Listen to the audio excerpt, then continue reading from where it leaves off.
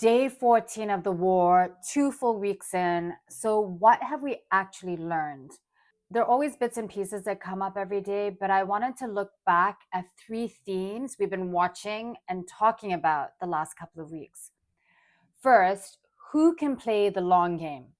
Iran's strategy is to go slow and steady and stretch this out as long as possible because it can and because it really doesn't have a choice.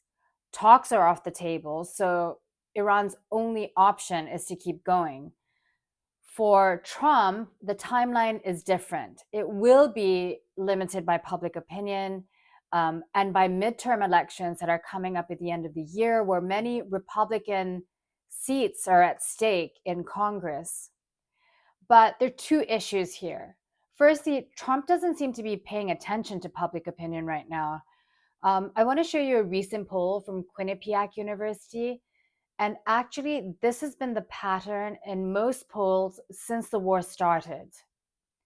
So, overall, a majority of Americans don't approve of this war, don't approve of this action. But among Republicans, Trump's party, there is a lot of support. And that's because most Republicans are quite hawkish when it comes to Iran. Now, the real challenge for Trump is independence, because independents make up about 40% of the voting base at the moment. So he has to pay attention. The other issue is if he sends in ground troops or if there are more American lives lost, then Republicans also will be turning against this war. The other issue is we don't actually know what Trump considers success. According to the Pentagon, there's been lots of military success. They say they've been able to destroy lots of Iran's military capabilities, and they've killed the supreme leader. So, what is the end point? When will Trump decide it's all over and it's done? The second theme, you don't need big, expensive weapons to have an impact. Even with all the might of the US and Israeli militaries, Iran is still going. Those Iranians' drones can be shot down, but they are cheap, they're small, they're launched in large numbers, which means they're overwhelming defenses. And we're seeing hundreds of them being intercepted in the Gulf. But there are so many of them that some get through, or even when they're intercepted, there's debris that can cause damage. And for Iran, that can be enough.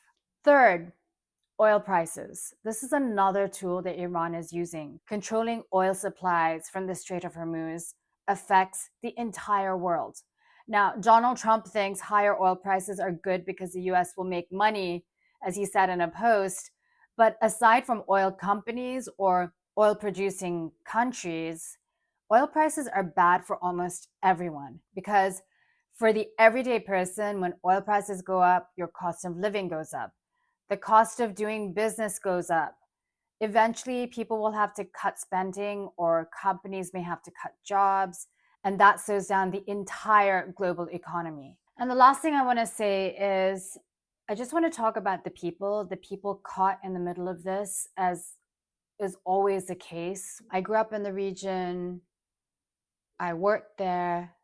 So I'm thinking of all the people in the Arab states and Iran as well. I've got friends and family in all these countries.